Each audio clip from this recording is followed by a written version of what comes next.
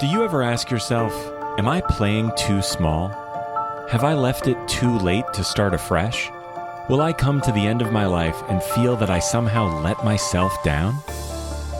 This is your invitation to hear from some amazing people who have asked themselves those very same questions and chose to wake the F up, to get off the hamster wheel of mediocrity and seize the life that was calling them.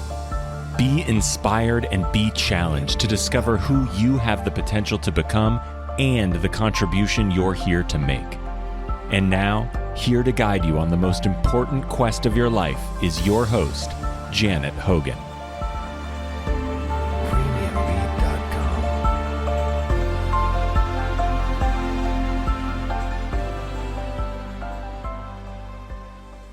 So, what to do when you have to choose between your child and your career? You know, once upon a time, society made it easy for us. Society chose for us. If you were a guy, you got corralled off into a career. And if you're a woman, as soon as you got married, you pretty much had to give up any aspirations to climb the corporate ladder and settle for being a housewife with a bunch of kids tugging at your apron strings. Well, 50 years later, all bets are off, and we now have a choice. And many, if not most of us, are choosing to do both.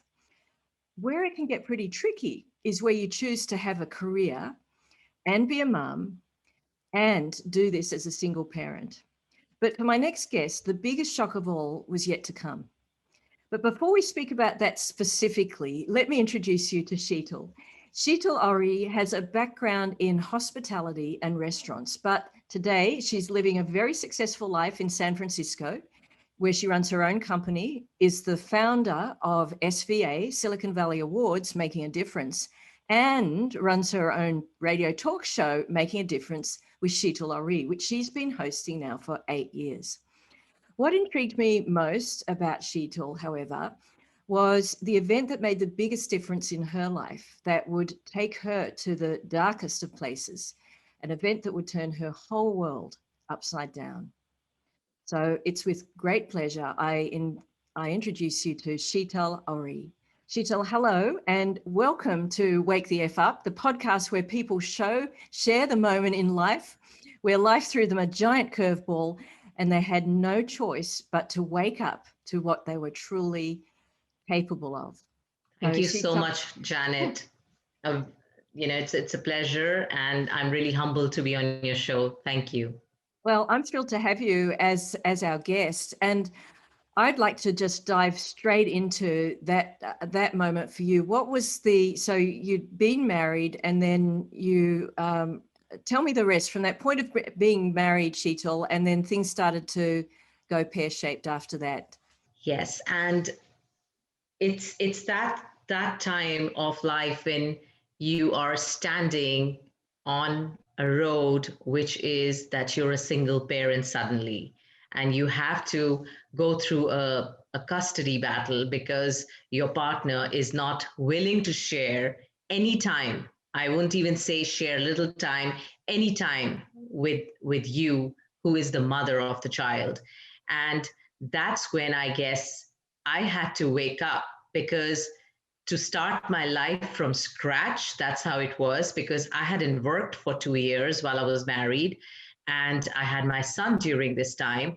And then I was completely bereft of everything. There was nothing I had, really. I had to start from scratch, which means I had to get my immigration status established. I had to file for my own green card. I had to go through the understanding of the court system. I had to go through understanding of how to live a life in US, because I had lived prior to being here in India and in London, UK. So for me, just to start from scratch one fine morning and think about it, how am I going to go through this whole understanding of the system? How am I going to just do something, was a jolt. And just knowing that I had to do it for my child, and I had to do it for my son, who was just 2 at that time. I had to do it no matter what. Had to just start.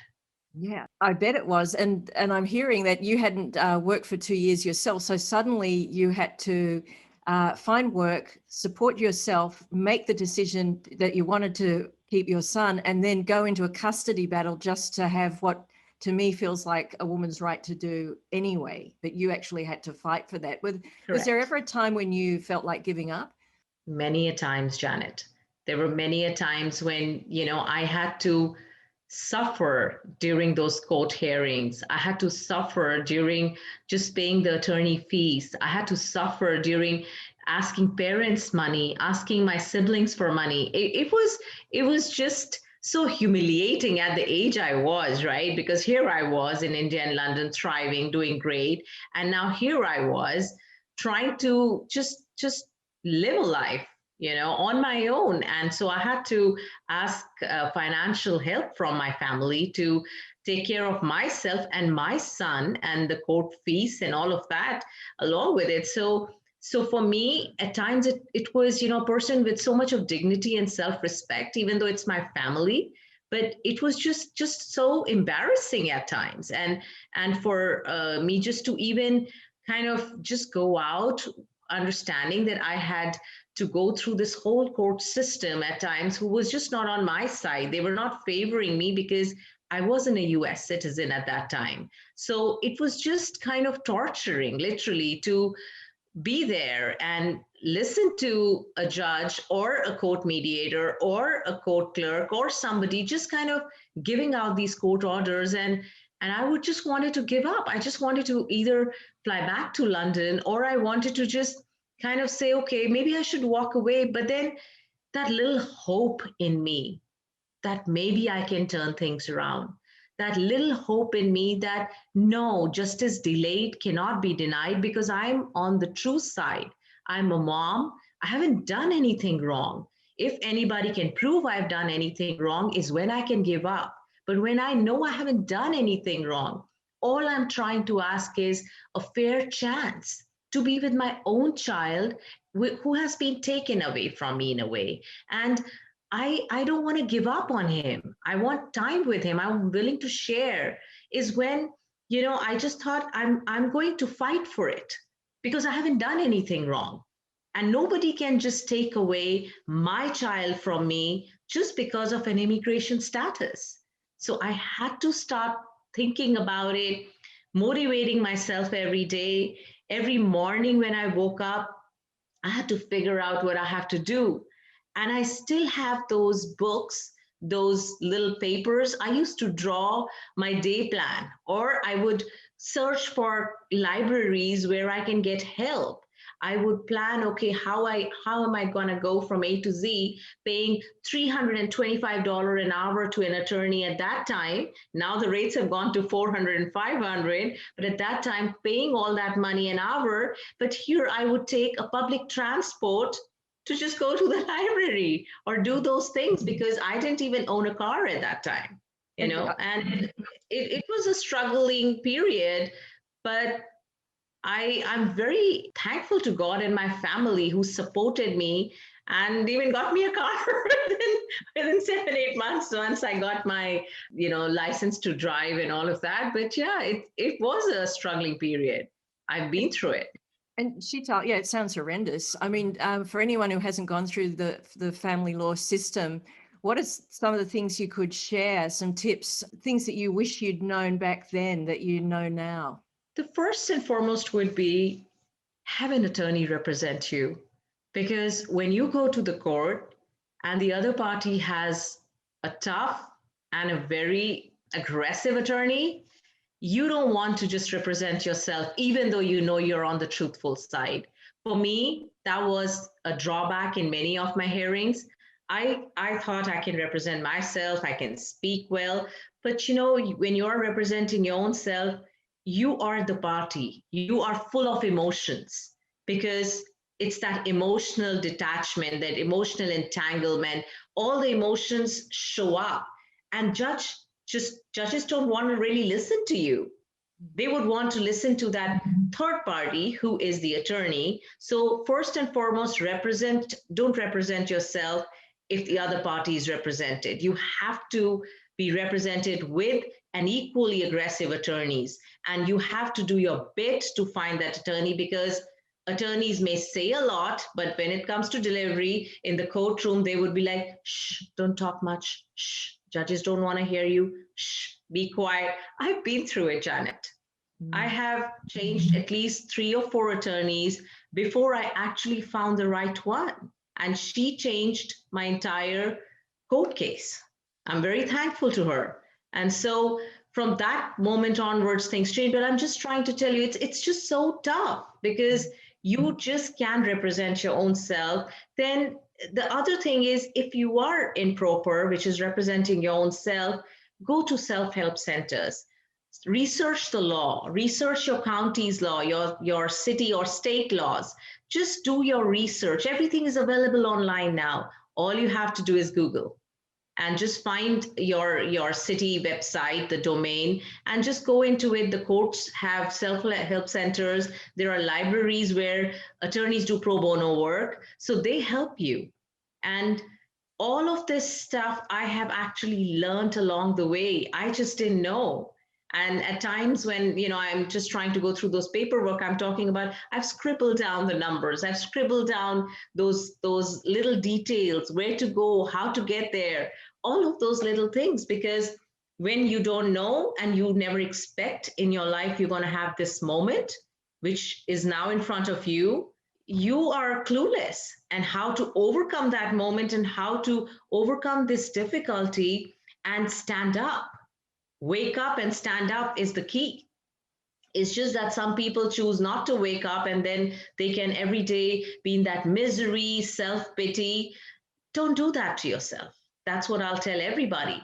Because you know what? That's just going to make you go down either into depression. Then you'll probably be funding the therapist costs. The best bet would be just try to motivate yourself, either by exercising, listening to good music, do something, go out with friends who can cheer you up, who can motivate you. By God's blessings, again, I would say, I've got such amazing, amazing girlfriends, some great guy friends as well. I mean, they've all motivated me.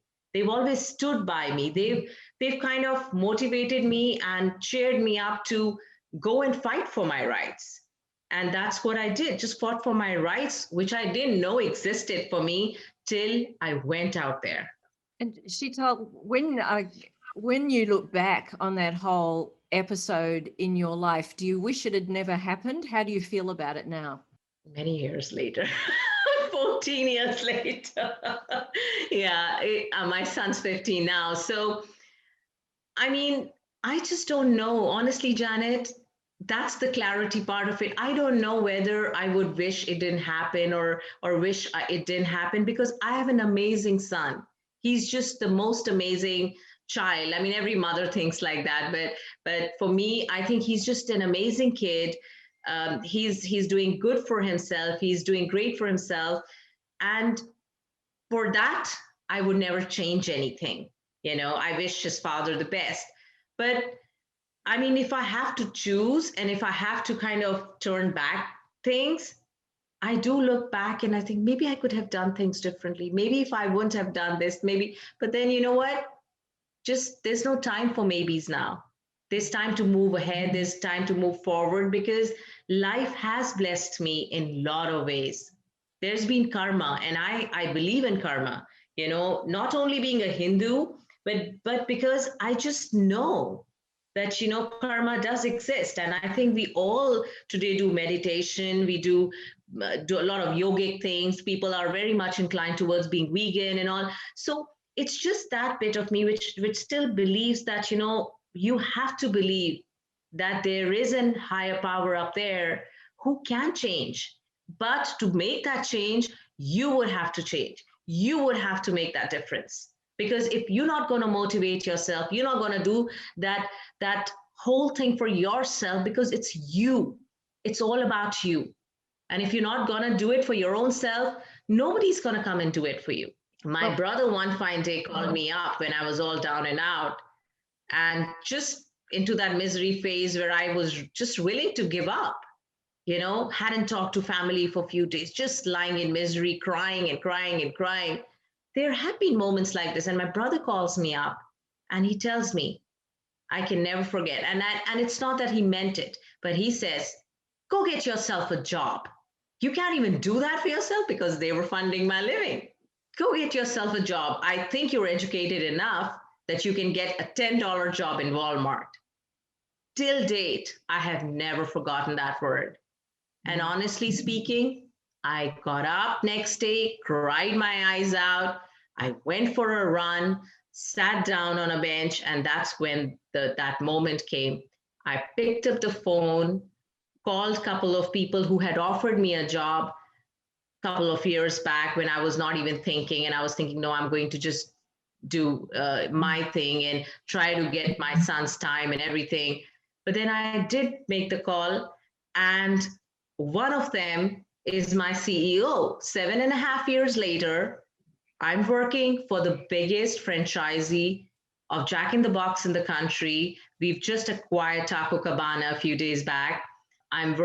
We are number 3 for Denny's. So I'm working for this amazing company who are probably the 10th in the country for franchisee for the restaurant industry as a director. So it's just that, you have to motivate yourself. And I'm not saying that everybody can reach a place or everybody can reach this stage, but you just have to take that first step. That first step to get up, show up, and make a difference is the key. Thanks, Sheetal. And I think that's really good advice. And it makes me think that out of all of this, actually, you did have a second baby, didn't you, in the form of your book, Custodial Battle. So what inspired you to write that?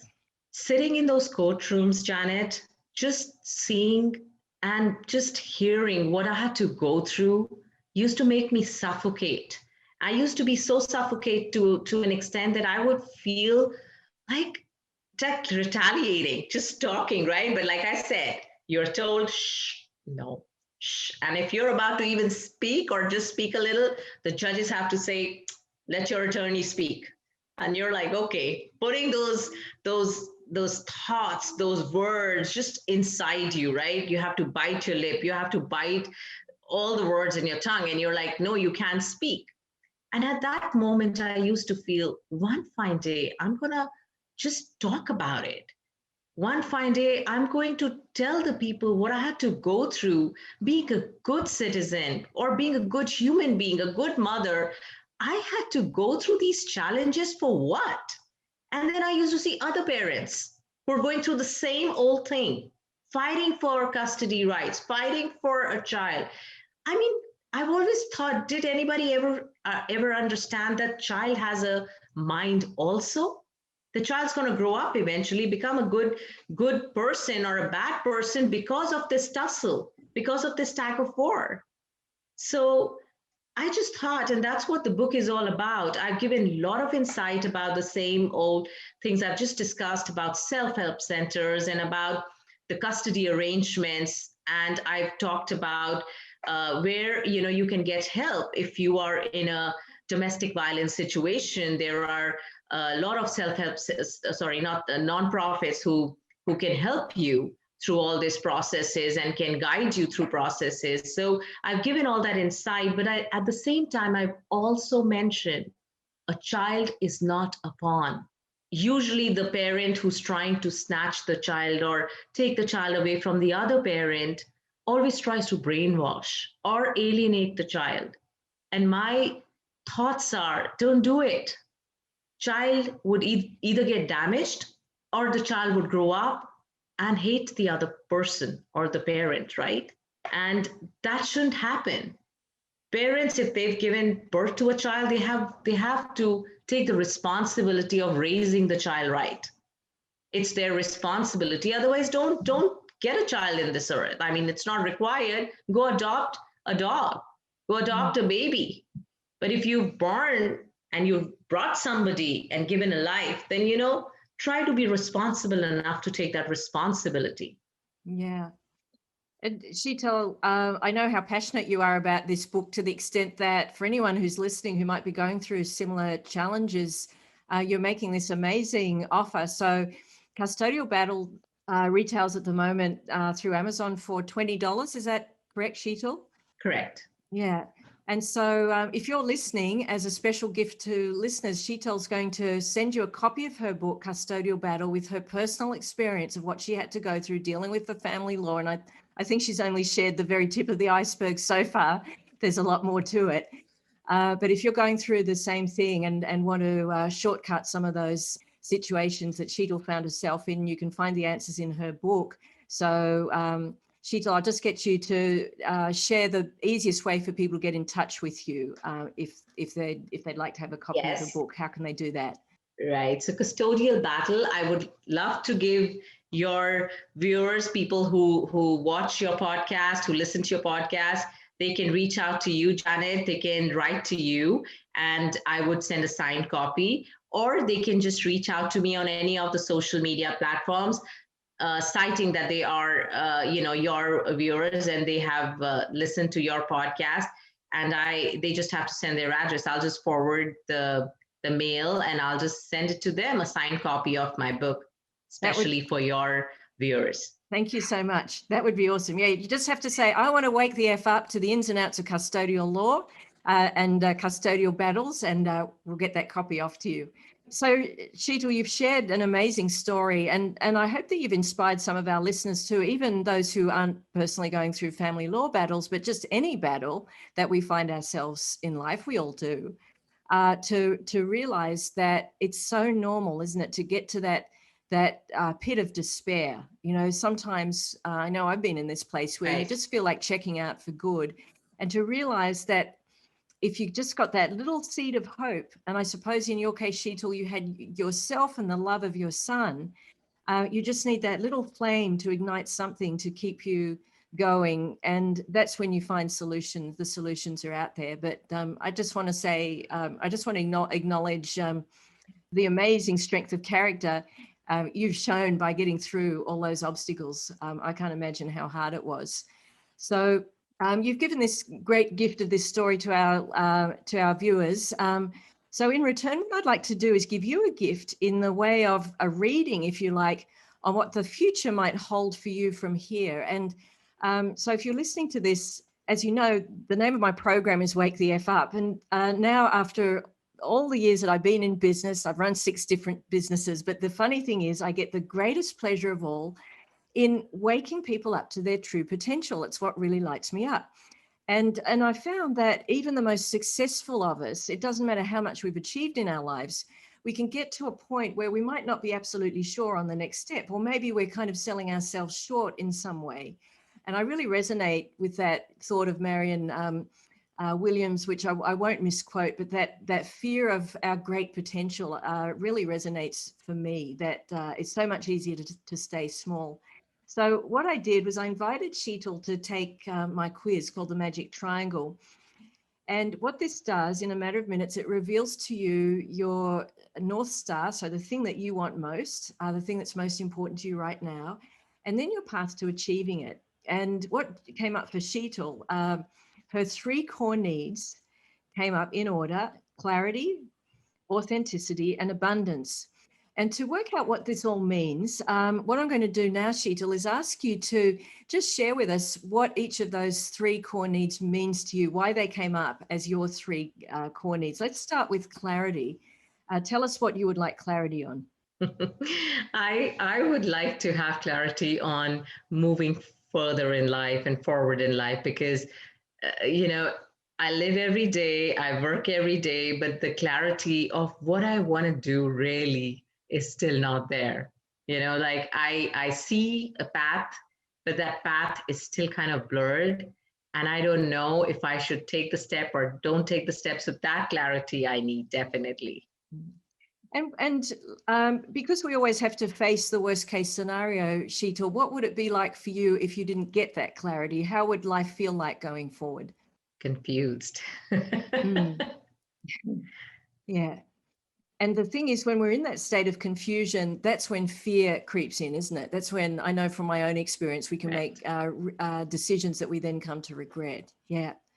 And just going to the flip side, what would it feel like for you to have that clarity, to know exactly what your true path looked like and what you were doing in that future life? I'm sure you were born to serve many people, to know exactly what role you Right. were playing in doing that, what would that feel like?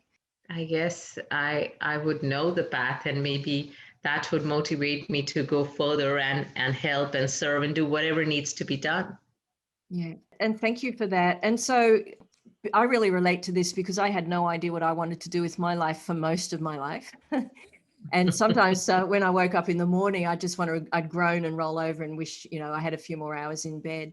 But with that clarity, Sheetal, how do you imagine it would feel like waking up in the morning if you really were clear on your life path and what your true purpose in life was? I don't know if it's a question you're asking me, that wake up every day and take the day as it comes and go for it and be the warrior which you are, or are you trying to tell me, yeah, life would be boring because you know what, you wake up, you're like, oh, okay, now it's just the same old me doing the same old thing. So I guess I got my answer. Thank you, Janet. Well, I definitely see a warrior emerging there. The That's just amazing. Thank you for that, Janet. That's my pleasure. The next thing you came up with was authenticity, and I'm interested in that. We hear a lot with the word authenticity gets used a lot, and I'd like to know what your take on that is. What does You know, authenticity mean for you? people being true. Anything you're doing is true, and not that you have to, have fake people or get cheated or those kind of things. So for me, authenticity is that you're true to yourself. You have to have true people around you. So maybe that's what I was referring to, authenticity, when I chose that. Yeah. So coming back to truth, and would that also mean so things being aligned? So also knowing who that true you is and who those true people around you. Would that be right? Because Correct. sometimes what I find is that we can lose our sense of self in work. Anyone who's been in the entrepreneurial space probably knows what I'm talking about. We can put the nose to the grindstone so much that becomes our whole life. And then when someone says, I remember someone asked me this, a business coach once, he said, well, Janet, what do you want for you? And I burst into tears. I had no idea. I didn't know what I wanted. So does that sound right to you, Sheetal, that authenticity is really getting to the Yes. core of who you are and understanding that person? Right. Yeah. Beyond work and Right. beyond being a mother. Yeah. Okay. All right. Yeah. That makes total sense. And then the final one, abundance. I love the whole concept of abundance. But it can be interpreted so many different ways. So how do you interpret it, Sheetal? So abundance is, everything, whether it's happiness, whether it's wealth, whether it's, health, everything in goodness, in abundance should come to me. That's what I mean when I say abundance. Yeah. Mostly these three things. Yeah. And what would it feel like if you didn't have abundance in your life, if you're coming from a place of perpetual scarcity? I've done that for the last 15 years, right? Always struggling, always going. But now I guess I'm at peace, so I'm good. Yeah. Yeah. So, But then, being a human, you're like, you still want a little more. You still want a little more. So I chose out of all those words, about 50 or so words, I chose many words. And in the end, these three were the core, which came up in my quiz. yeah, they sound it to me. I mean, if you imagine that abundance was like a tap, right? And instead of someone else controlling if the tap was turned on or not, you were in control of that. How would that feel? I don't know. Then again, the whole thing, I think being me, then I don't have enough passion to go on. So I guess we work hard for it, whatever we achieve, right? So Janet, I think I got my answers from you. So thank you for that. So I've got one more question for you, Sheetal. Of those three things, clarity, Sure. authenticity, and abundance, which means the most to you? Which would make the biggest difference in your life? I would say clarity. Okay. All right.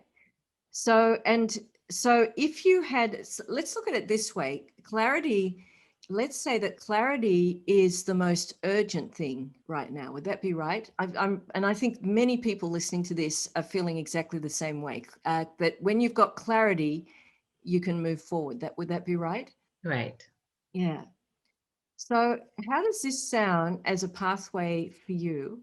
Let's say that clarity is the most urgent thing right now, and that when you have clarity about who you are, with that clarity is an understanding of your own authenticity, that who you are and what you're capable of and what you do best, the thing that you love, which may not be that clear right now, but the thing that you do have the most passion for, that you're wired to do.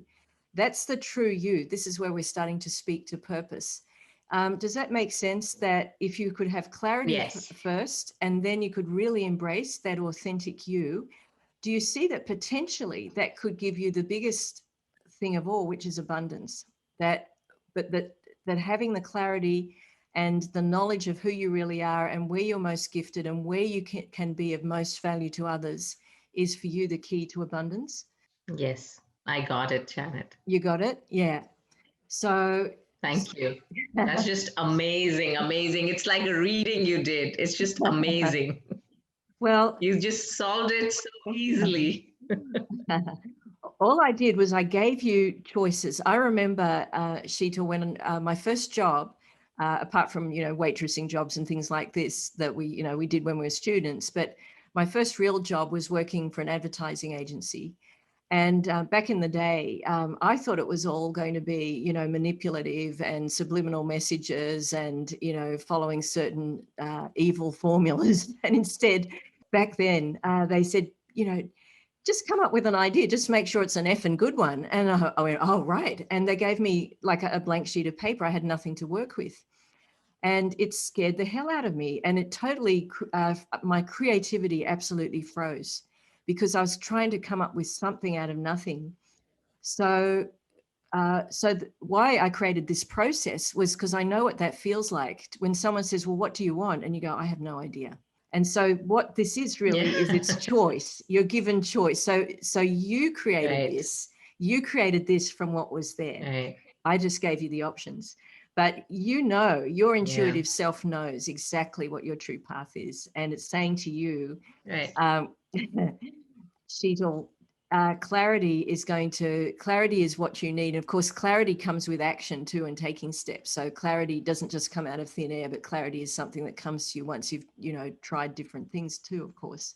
But with that clarity gives you the confidence to embrace that true self. And that true self is the key to creating a life where you are not wanting for anything. So yeah, I love that path. So in other words, abundance is your North Star. That's the thing that's the thing to go for. And your way to find abundance is through clarity and authenticity. So I hope that was helpful. Got it. Yeah. And, yes, it is, Janet. Thank you. And I share that with you just because I spent about 40 years trying to figure that out for myself. And I never actually could understand what it was that I wanted until I made so many mistakes and just sheer desperation, as it sounds like you found in your life too, Sheetal, through when you are in a total state of despair or desperation, you just find a way. And so I'll just remind everyone that, if you want to hear about perseverance against all odds, remember, reach out for a copy of Sheetal's book. And Sheetal, I'd just like to say a big thank you to appearing on Wake the F Up as my honored guest. And thank you so much for sharing your story. Thank you so much, Janet. I really appreciate it. And honestly, I had an amazing time. Thank you so much. You have just listened to another enlightening episode of Wake the F Up with Janet Hogan. To find out more about the breakthrough, guided way to get off the hamster wheel and seize a life of freedom and fulfillment, visit janethogan.com/podcast for access to the show notes and to learn more about Janet's breakthrough work. Just remember, finding your true path isn't potluck, it's a process. Until next time.